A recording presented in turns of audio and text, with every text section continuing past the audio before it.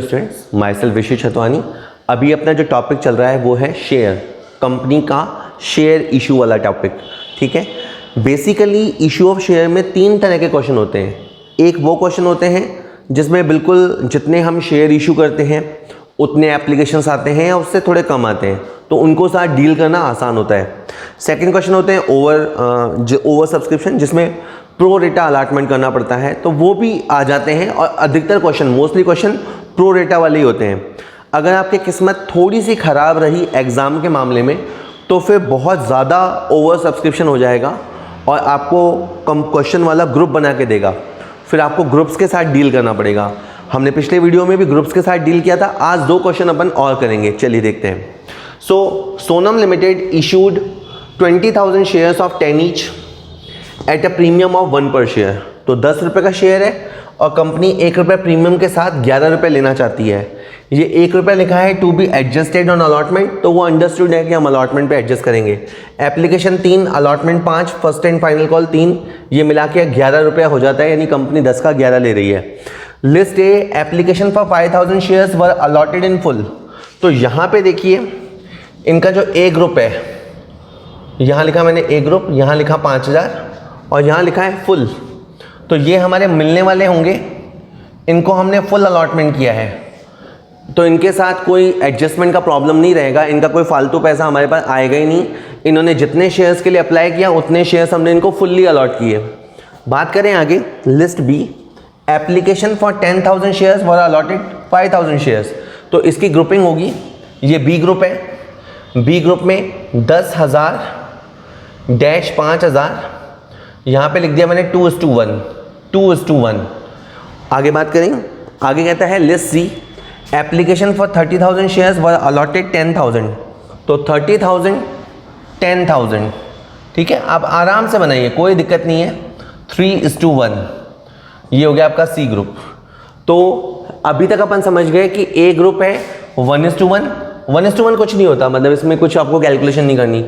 इस ग्रुप का फालतू पैसा आया हुआ है और इस ग्रुप का भी हमारे पास फालतू पैसा आया हुआ है, और मैं कहूँगा सारे काम छोड़कर आप पहले इसी को डील करना। कैसे करोगे कि 10,000 एप्लीकेशन आए, 10,000 एप्लीकेशन आए और हमारे पास 3 रुपया आया, तो इसका क्या मतलब हुआ कि हमारे पास 30,000 रुपया आया। रिपीट, 10,000 एप्लीकेशन आए यानी हमारे पास 30,000 रुपया आया। हमने इनको 5,000 शेयर्स दिए और उन 5,000 शेयर्स की कीमत कितनी होती है? 15,000। तो फालतू कितना बचा? 15,000। इसका क्या करेंगे? अलॉटमेंट पे एडजस्ट करेंगे। कैसे करेंगे? 5,000 रुपया और अलॉटमेंट की रेट है 5 रुपया, तो आपका ये एडजस्ट हो जाएगा। ये 15,000 इस 25,000 के अगेंस्ट एडजस्ट हो जाएगा। आगे बात करें, ये है, इसमें 30,000 एप्लीकेशंस हैं और 3 रुपये की रेट है, तो कितना रुपया हुआ? 90,000 रुपया हुआ। इसमें 10,000 इंटू 3, 30,000 रुपया। ओके, 90,000 हमारे पास एप्लीकेशंस पे आया, इसमें 30,000 हमने रख लिया, 60,000 हमारे पास बच गया। अब माइनस का 10,000,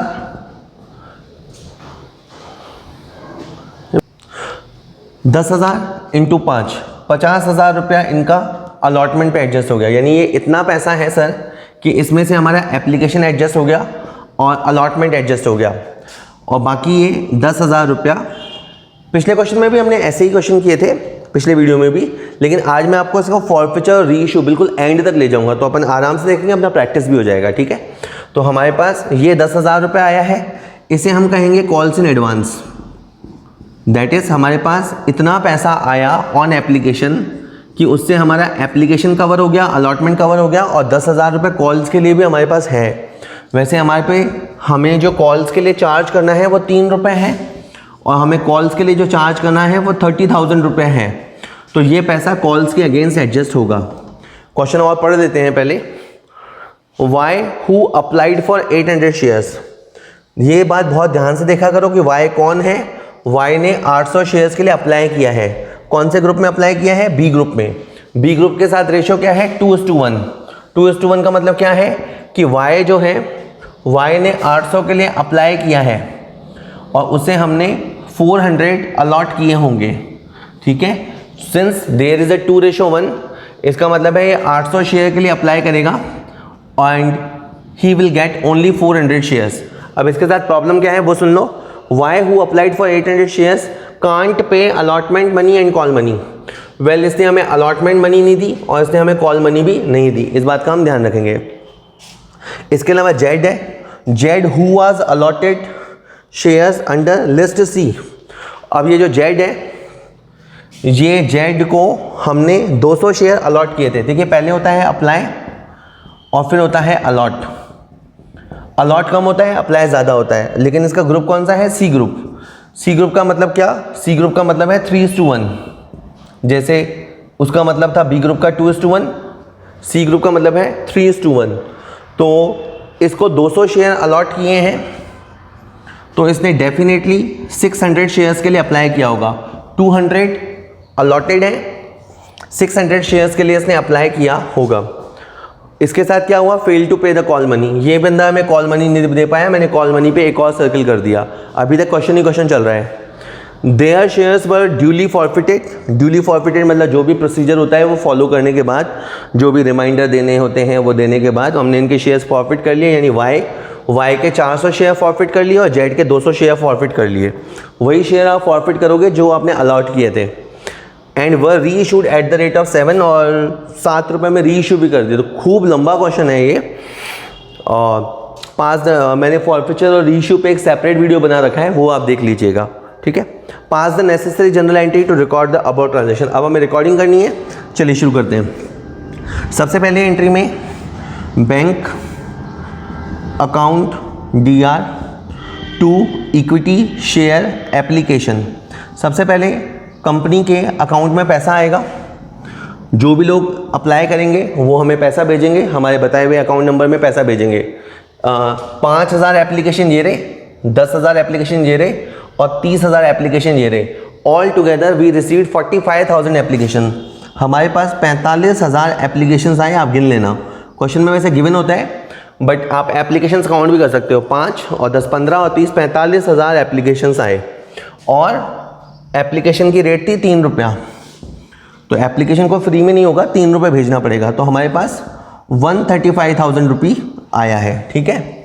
उसके बाद सर एप्लीकेशन का ये जो पैसा है, एप्लीकेशन का ये जो पैसा है ये जाएगा कैपिटल में, ये पैसा जाएगा अलॉटमेंट में और ये पैसा जाएगा कॉल्स इन एडवांस में, ठीक है सर।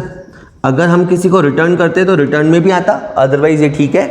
अब सर पैसा कैसे लिखेंगे? तो आप देखिए, आप कितना पैसा चाहते हो।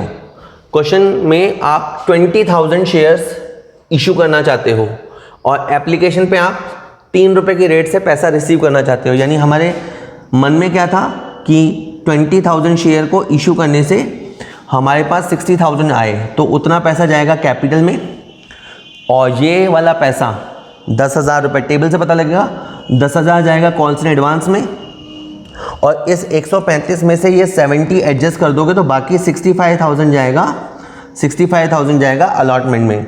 तो ये 65,000 मैंने बैलेंस करके निकाला है, बैलेंसिंग फिगर से निकाला है, ज़रा ध्यान दीजिएगा। आप इस 65,000 को यूँ भी समझ सकते हैं कि बी कैटेगरी से और सी कैटेगरी से आया था पैसा फालतू। बी कैटेगरी से हमारे पास 15,000 रुपये आया था, जो कि हमने 25,000 के अगेंस्ट एडजस्ट किया था, यानी 15,000 फालतू में आया था। और सी कैटेगरी से हमारे पास 60,000 आया था, जिसमें से 50,000 हमने मैक्सिमम एडजस्ट किया था, क्योंकि इतना ही एडजस्ट कर सकते थे, तो 50,000 ये एडजस्ट किया था। मैं समझाना चाहता हूँ कि 65,000 आप बैलेंस करके भी निकाल सकते हो और 65,000 आप ऐड ऑन करके भी, इन दोनों को जोड़ के भी निकाल सकते हो। तो एप्लीकेशन का पैसा रिसीव करने के बाद, एडजस्ट करने के बाद हम आगे मूव करेंगे। आगे जो है वो होता है अलॉटमेंट। एंट्री होती है इक्विटी शेयर अलॉटमेंट। उम्मीद है आपने बेसिक वीडियोस देख लिए होंगे, 1 से लेकर 5 तक मैंने बेसिक वीडियो बनाए हैं। Equity share allotment to equity share capital. अगर क्वेश्चन में प्रीमियम हो तो वो कंपनी के लिए इनकम होती है और इनकम क्रेडिट होती है। हमने इस क्वेश्चन में देखा था कि 5 रुपये हमारी रेट थी, 20,000 शेयर थे, ठीक है, जगह कम थी तो मैंने क्वेश्चन हटा दिया है।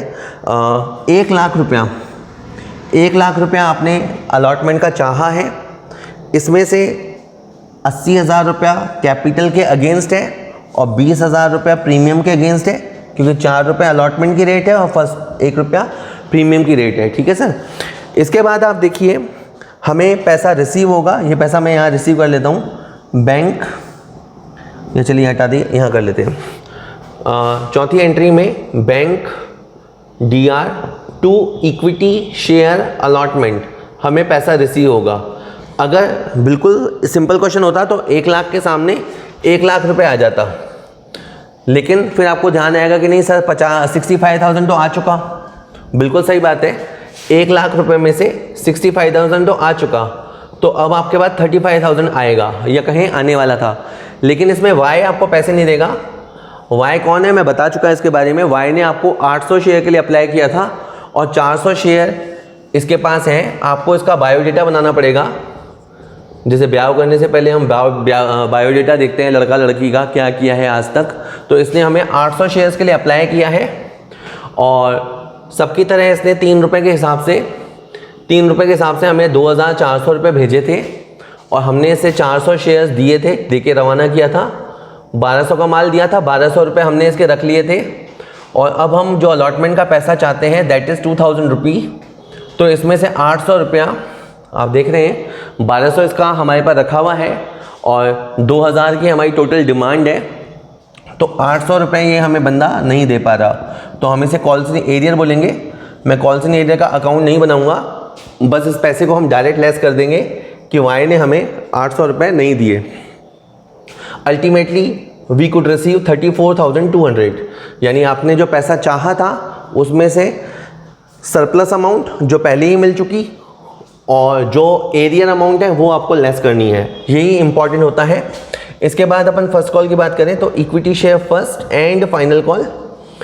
फाइनल कॉल लिखने का मतलब होता है क्वेश्चन बस अब आगे नहीं चलेगा, टू इक्विटी शेयर कैपिटल। और आपकी फर्स्ट कॉल की रेट भी 3 रुपये है। अभी तक कुछ भी आपने फॉरफीचर नहीं किया है, तो 20,000 शेयर्स से हम पैसे की डिमांड करेंगे विच इज़ 60,000 रुपी। और इसके अलावा यहाँ आ जाएगा बैंक पैसा मिलने पर bank account DR to equity share first and final call. अब यहाँ पे एक और पापी है, उस पापी का नाम जेड है और जेड को हमने 200 शेयर अलॉट किए थे और जैसा कि मैंने बताया कि 3:1 की वजह से इसने हमें 600 के लिए अप्लाई किया था। मैं इसका भी बायोडेटा बनाऊंगा कि जेड आया था, उसने हमसे 600 शेयर्स मांगे थे। 1,800 रुपये उसने डिपॉजिट करवाए थे, हमने उसे 200 शेयर अलॉट किए थे। 600 का माल दिया था, 1,200 रुपये उसके हमने रख लिए थे। वो 1,200 रुपये में से 1,000 रुपये अपन ने अलॉटमेंट के लिए एडजस्ट किए। हाउ डू यू नो, क्योंकि 5 रुपये की रेट है तो हमने 1,000 रुपये वहाँ एडजस्ट किए थे और इसके फिर 200 रुपये बच गए थे। वो 200 अपन ने कॉल के लिए रख लिए थे। कहने का मतलब है जब पैसा एक बार आ जाता है तो वो पैसा हम रख लेते हैं और काम में लेते रहते हैं। एप्लीकेशन ले लिया, अलॉटमेंट ले लिया। जैसे मान लो कोई किराएदार है, किराएदार ने पैसा दे दिया, इकट्ठा पैसा दे दिया, तो मकान मालिक उसे रख लेता है और हर महीने के भाड़े में से एडजस्ट करता जाता है। तो एप्लीकेशन में एडजस्ट हो गया, अलॉटमेंट में एडजस्ट हो गया और अब जो फर्स्ट कॉल की डिमांड है वो है 600 की। उस 600 में से भी 200 एडजस्ट हो जाएगा और 400 रुपये termed as calls in arrear. 400 रुपये को कहेंगे कॉल्स इन एरियर। इसके अलावा मैं एक गलती कर रहा हूँ, हमारे पास क्वेश्चन में कॉल्स इन एडवांस था तो हमें कॉल्स इन एडवांस की भी एंट्री करनी चाहिए थी। जॉइंट भी कर सकते थे पर मैं अलग ही करा देता हूँ। इस क्वेश्चन में 10,000 का कॉल्स इन एडवांस था तो वो 10,000 रुपये का कॉल्स इन एडवांस आपको एडजस्ट करना है और आफ्टर एडजस्टिंग आपको बाकी पैसा रिसीव करना है। Bank account DR to equity share first and final call, ये हम पैसा करेंगे रिसीव। देखिए 60 में से 10 चला गया 50,000, ज़रा ध्यान दीजिएगा। 60 में से 10 गया 50,000 बचा और वाई हमें पैसे नहीं देना चाहता। वाई पुराना पापी है और जेड भी पैसे नहीं देना चाहता।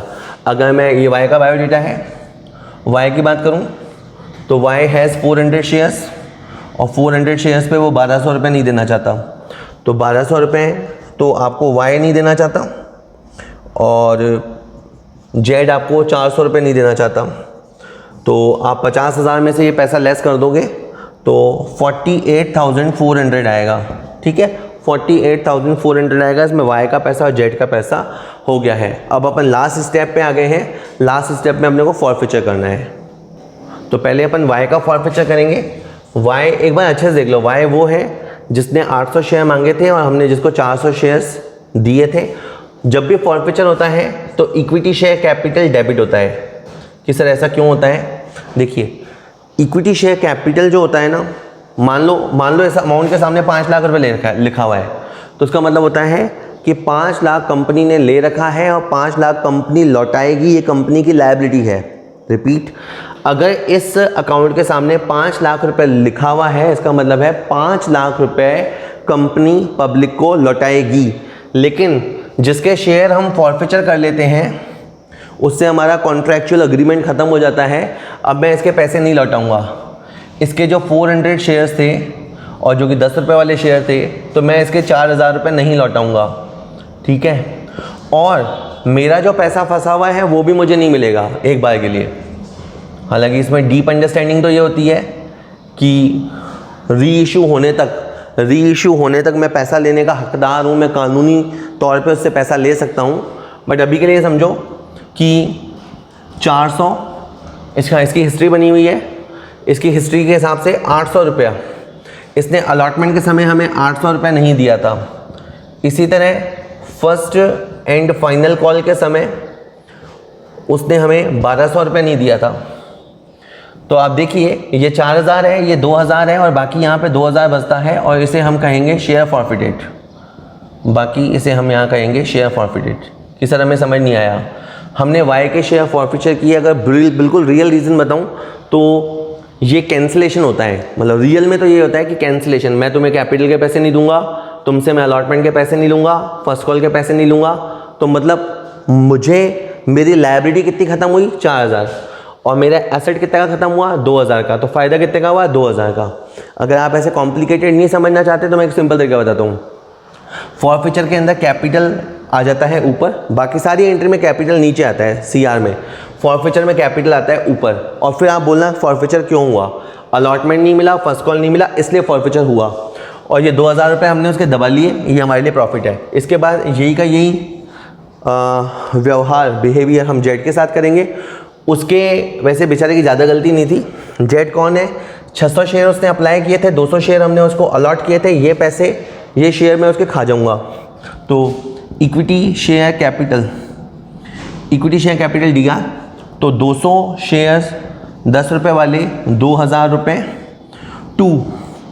टू इसके शेयर आप क्यों फॉरफिट कर रहे हो? Equity share first and final call की वजह से, ये पैसा ना मिलने की वजह से। और कितना अमाउंट है? 400 रुपये है। इसीलिए टेबल बहुत इंपॉर्टेंट है। अपन ने टेबल 2 बनाई एक बार तो पूरी ग्रुप की टेबल बनाई, फिर वाई और जेड के लिए पर्सनल टेबल भी बनाई। और यहाँ पे बाकी आ जाएगा 1600 रुपये। ये 1600 रुपये को हम कहेंगे शेयर फॉरफिटेड या फॉरफीचर, दोनों चलता है, आपको जो अच्छा लगे बोल देना, ठीक है सर। तो हमें 1600 रुपये का फ़ायदा हो गया। इसके बाद क्या हुआ? वाई के शेयर और जेड के शेयर, एक बार जो शेयर हमने फॉरफिट कर लिए वो कंपनी के लिए असेट होती है। कंपनी उनको चाहे तो री इशू कर सकती है। तो कंपनी ने इनको 7 रुपये के रेट पे री इशू कर दिया।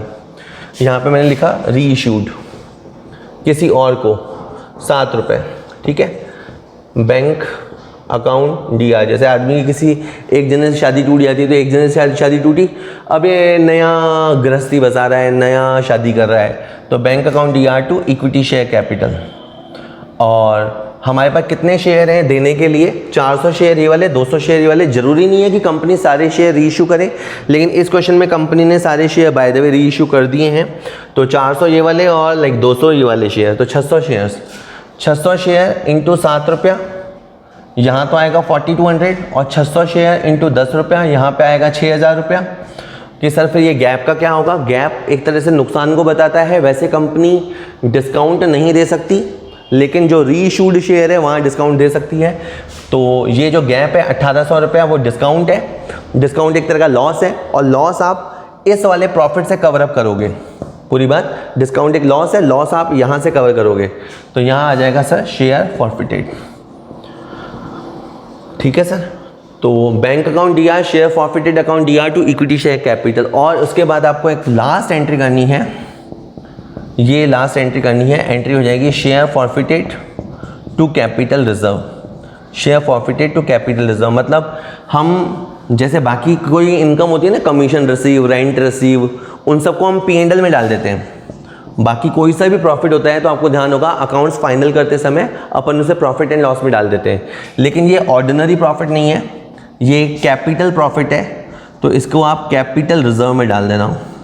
इस तरह का प्रॉफिट कैपिटल प्रॉफिट कहलाता है। ऐसा कौन सा प्रॉफिट? हमने पहले पर्सन के 2000 खा गए, वाई के 2000 हम खा गए, जेड के 1600 रुपये हम खा गए, और इसमें से 3600 में से केवल अपन ने 1800 ही खर्च किया, ओनली 1800 रुपये ही अपन ने स्पेंड किया, तो बाकी जो 1800 रुपये बच गया वो आपका जाएगा कैपिटल रिजर्व में। तो ये एक कंप्लीट क्वेश्चन था। आप 12th बोर्ड में इससे टफ वाले एक्सपेक्ट मत करो।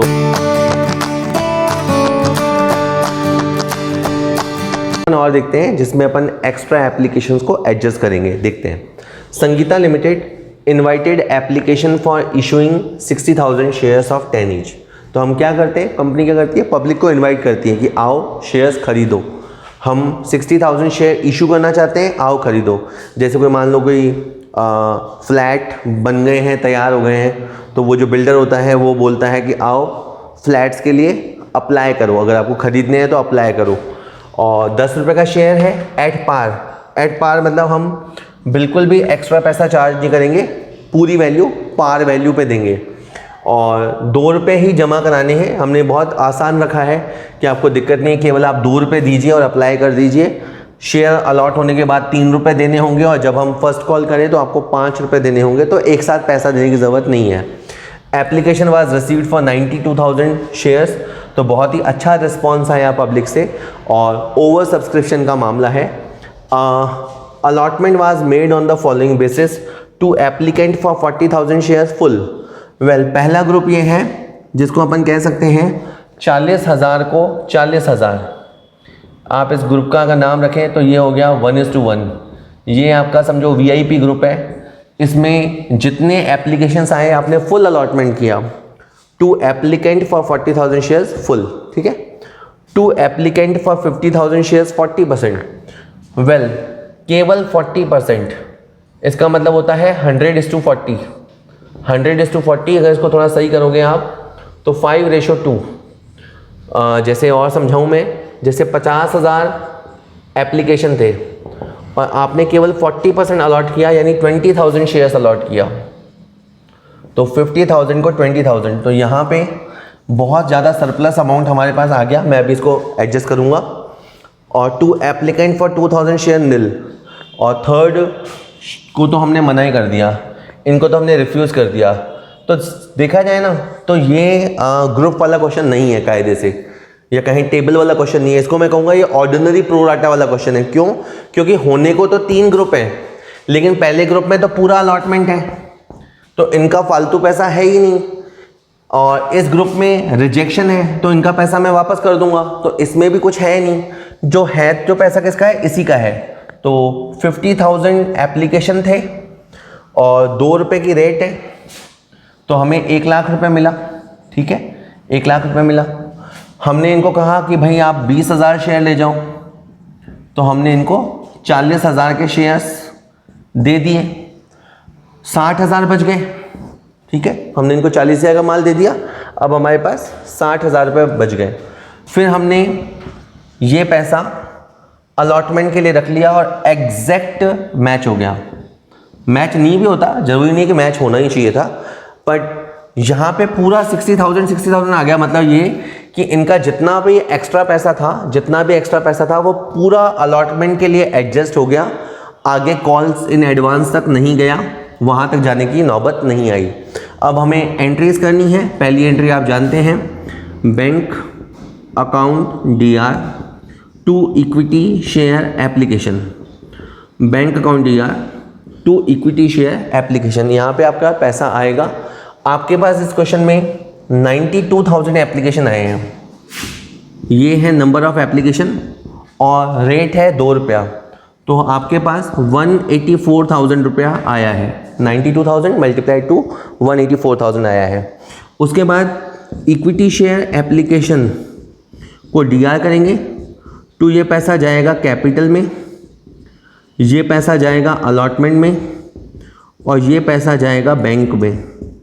ठीक है, ये सीक्वेंस आगे पीछे हो सकता है, कोई ऐसी दिक्कत वाली बात नहीं है। अच्छा, जैसे ये जो 2000 एप्लीकेशन है जिनको आपने रिजेक्ट कर दिया, या यहाँ से देख लीजिए 2000 एप्लीकेशन का पैसा आपको रिटर्न करना पड़ेगा, यानी 4000 रुपये तो आपको रिटर्न करना पड़ेगा। उससे भी पहले आप 60,000 शेयर्स इशू करना चाहते हो और 120,000 पब्लिक से लेना चाहते हो। 60,000 मल्टीप्लाइड टू, हम लोगों से 120,000 लेना चाहते हैं, और ये 184 है, 184 में से यहाँ 124 हो गया, जो गैप है वो 60,000 है, और ये 60,000 है इक्विटी शेयर अलॉटमेंट। इसे हम कहेंगे बैलेंसिंग फिगर, और बैलेंसिंग फिगर की भी ज़रूरत नहीं है, आप यहाँ से भी देख सकते हो। इनका कोई फालतू पैसा है नहीं, इनका ये 60,000 था, वो 60,000 रुपये यहाँ एडजस्ट हो गया। ठीक है, यानी पहले जब मिला तब तो हमने उसे टेम्परेरी एप्लीकेशन में रख लिया, पर बाद में ये पैसा हमें पता लगा ये तो अलॉटमेंट से रिलेटेड है, तो उसे अलॉटमेंट में पहुंचा दिया। रियल बात ये है। ठीक है सर, तो आपकी ये 2 एंट्रियाँ हो गई। उसके बाद आपका अलॉटमेंट आ जाएगा, equity share allotment to equity share capital. हम एक एक शेयर होल्डर को डेबिट नहीं करते, क्योंकि हमारे शेयर किसने लिए होंगे, अजय, विजय, मोहन, सोहन। हम एक एक को डीआर नहीं करते, हम एक ग्रुप अकाउंट को डीआर करते हैं। तो equity share allotment is a group account, हम उसे डीआर करते हैं। और रेट ऑफ अलॉटमेंट है 3 रुपया। तो अच्छा, कुछ बच्चे क्या गलती करते हैं, यहाँ 92,000 लिख देते हैं। 92,000 इंटू 3, आपने 92,000 तो एप्लीकेशंस थे, आपने अलॉट कितने किए हैं, 60,000 शेयर्स। ठीक है, 60,000, तो आप यहाँ पे 180,000 चाहेंगे equity share allotment to equity share capital. अब ये क्वेश्चन इसलिए अच्छा है क्योंकि इसमें देखो नीचे लिखा है ₹1,08,000 was realised on account of allotment. तो किसने नहीं दिया या किसने दिया ये नहीं बताया है, इसमें ये लिखा है कि इतना पैसा हमें वसूल हुआ। रियलाइज मतलब वसूल हुआ, पार्टनरशिप में पढ़ के आए हैं रियलाइज्ड वर्ड। हमें इतना पैसा वसूल हुआ 1,08,000 रुपये। तो मैंने कहा यार ये क्या हिसाब हुआ, ये 180 है और ये कह रहा है 1,08,000 रुपये मिला। तो bank account DR to equity share allotment, I was just able to collect, मैं केवल 1,08,000 ही कलेक्ट कर सका। अब आप समझिए 180 में से 60 एडजस्ट हो गया, 180 में से 60 एडजस्ट हो गया, तो हमें मिलना चाहिए था 120, लेकिन हमको कितना मिला, 1,08,000 रुपया। इसका क्या मतलब है कि 12,000 रुपये नहीं मिला, 12,000 रुपये कॉल्स इन एरियर। अब मैं पहचानूंगा कि जिसने मेरे साथ फ्रॉड किया या चीट किया वो कौन है, वो कौन से ग्रुप को बिलोंग करता है। क्या वो C ग्रुप में हो सकता है, बिल्कुल नहीं हो सकता। C ग्रुप से तो हमने उनके एप्लीकेशन ही रिफ्यूज़ कर दिए, वो तो चोर हो ही नहीं सकते। और ये वाले लोग भी चोर नहीं हो सकते कि सर क्यों नहीं हो सकते, अरे इनका पैसा तो पूरा आ चुका, इनका पैसा तो हमारे पास अलॉटमेंट तक आ चुका। इसका मतलब है चोर इस ग्रुप में छुप के बैठा है, जिसको हम VIP ग्रुप कह रहे हैं, जिसको हमने फुल अलॉटमेंट किया था। यहाँ पे कुछ लोग हैं जिन्होंने हमें पैसा नहीं दिया, और चूंकि अलॉटमेंट की जो रेट है वो 3 रुपया है, तो मैं कह सकता हूँ कि 4,000 कोई पट्टा है जिसके पास 4,000 शेयर्स हैं, उसने हमें पैसा नहीं दिया। तो ये अपन ने निकाला है। ये आपका मल्टीपल चॉइस क्वेश्चन में भी बन सकता है कि कितने लोगों से हमें अलॉटमेंट नहीं मिला। मैं थोड़ा समझाना चाहता हूँ। हमने अलॉटमेंट का पैसा मांगा, ठीक है, उसके बाद हमें अलॉटमेंट का 120 मिलना चाहिए था, पर क्वेश्चन के मुताबिक अकॉर्डिंग टू द क्वेश्चन हमें 1,08,000 ही मिला। इट मीन्स कि हमें 12,000 नहीं मिला, और 12,000 को हमने समझा कि ये कौन लोग होंगे जिनसे पैसा नहीं मिला, ये डेफिनेटली ये लोग होंगे। और चूंकि रेट है 3 रुपये की, तो हम ये कह सकते हैं कि 4,000 लोगों से हमें अलॉटमेंट मनी नहीं मिला। चलिए फर्दर मूव करते हैं। इसके बाद अपन फर्स्ट कॉल की एंट्री करेंगे। मैं यहाँ कर देता हूँ स्पेस पे, equity share first and final call, equity share first and final call to equity share capital. इस क्वेश्चन में ओरिजिनली 60,000 शेयर है, भूल मत जाना, और 60,000 शेयर है और हमारी फर्स्ट कॉल की रेट है 5 रुपये। तो यहाँ हो गया 3 लाख, तो हमें यहाँ 3 लाख मिलेगा। 3 लाख एक्चुअली हमने मांगा, और इसके बाद क्वेश्चन कहता है कि केवल 2.5 लाख रुपए ही हमें मिला कॉल पे। यहाँ पे केवल हमें 2.5 लाख रुपए ही मिला, तो bank to equity share first and final call. तो हमने तो चाहा कि हमें 3 लाख मिले, पर क्वेश्चन के अकॉर्डिंग हमें 2.5 लाख रुपए ही मिला। इसका मतलब है कि 50,000 रुपये हमें नहीं मिला, 50,000 रुपये नहीं मिला। और चूंकि हमारी जो रेट है वो है लाइक 5 रुपया, तो वी कैन से कि 10,000 शेयर्स पे हमें पैसा नहीं मिला। वी कैन से कि हमें 10,000 शेयर्स पे फर्स्ट कॉल का पैसा नहीं मिला। तो आप ये कह सकते हो कि अलॉटमेंट पे 4,000 लोगों ने हमारे साथ धोखा किया और फर्स्ट कॉल पे 10,000 लोगों ने हमारे साथ धोखा किया। अब क्वेश्चन आगे क्या कहता है? क्वेश्चन कहता है द डायरेक्टर्स ने डिसाइड किया टू फॉरफिट शेयर्स, कि कंपनी ने कहा कि भाई इनके शेयर्स फॉरफिट कर लो, ये लोग लायक नहीं है कि इनको शेयर दिए जाए, इनके शेयर्स वापस ले लो। Of those application to whom full allotment was made and on which allotment money was overdue. तो कंपनी के डायरेक्टर्स ने 10,000 शेयर्स का फॉरफिचर नहीं किया है। कंपनी के डायरेक्टर्स ने कहा है कि उन शेयर्स का फॉरफिचर करो जिनको फुल अलॉटमेंट किया था और जिनका अलॉटमेंट मनी बाकी रह गया, यानी जिनका कॉल मनी बाकी रह गया उनको मत करो, जिनका अलॉटमेंट मनी रह गया उनका फॉरफिचर करो।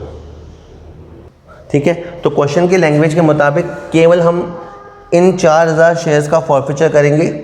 ये 4,000 शेयर्स पे हमें अलॉटमेंट नहीं मिला, ये 4,000 शेयर्स पे हमें फर्स्ट एंड फाइनल कॉल नहीं मिला, और शेयर फॉरफिटेड नीचे आता है। और जब भी फॉरफिचर होता है आपको इक्विटी शेयर कैपिटल को डेबिट करना है। आप 2 तरीके में फिर बताऊंगा। आप ये मान सकते हैं कि पूरे क्वेश्चन में कैपिटल हमेशा CR होता है, लेकिन फॉरफिचर वाली एंट्री में कैपिटल रिवर्स होता है। लेकिन रियल रीज़न ये होता है कि जो कैपिटल होती है वो लायबिलिटी होती है, लायबिलिटी का CR नेचर होता है, लेकिन फॉरफिचर के बाद कंपनी उनकी तरफ लायबल नहीं रहती। एक बार मैंने किसी के शेयर फॉरफिट कर दिए, अब मुझे उसे पैसे नहीं देने। तो 4,000 शेयर 10 रुपये की रेट, 40,000 मुझे नहीं देने। और फॉरफिचर की रीज़न क्या है? फॉरफिचर के रीज़न है अलॉटमेंट का ना मिलना। आपको याद होगा कि अलॉटमेंट पे हमारे 12,000 अटक गए। वी वर एक्सपेक्टिंग कि हमें 120 मिले, but we could receive only 1,08,000। तो हमें 12,000 रुपये अलॉटमेंट पे नहीं मिले। उन्हीं 4,000 शेयर से हमें फर्स्ट कॉल भी नहीं मिली। ठीक है, यहाँ पे 3 रुपये नहीं मिले, यहाँ 5 रुपये नहीं मिले, और ये 40 में से यहाँ 32 जाएगा, तो ये 8,000 का शेयर फॉरफिटेड है। ठीक है, तो ये 8,000 रुपये का शेयर फॉरफिटेड अकाउंट CR हो गया। इस क्वेश्चन में इन्होंने री इशू नहीं किया है। कंपनी चाहे तो री इशू कर सकती है, री इशू पे 8,000 का डिस्काउंट देना चाहे तो दे सकती है। इस क्वेश्चन का ये मतलब होता है। इस क्वेश्चन का जब बैलेंस शीट बनेगा, मैं आगे के वीडियोस में आपको बैलेंस शीट बताऊंगा, तो बड़ा इंटरेस्टिंग बनेगा, क्योंकि आपकी बैलेंस शीट के अंदर ये share forfeited account liability side दिखाई देगा। कहाँ दिखाई देगा वो अगले वीडियो में अपन देखेंगे। और साथ ही साथ कुछ लोगों का कॉल्स इन एरियर है, वो कॉल्स इन एरियर का प्रेजेंटेशन भी होगा। चलिए अभी के लिए बहुत है, थैंक यू।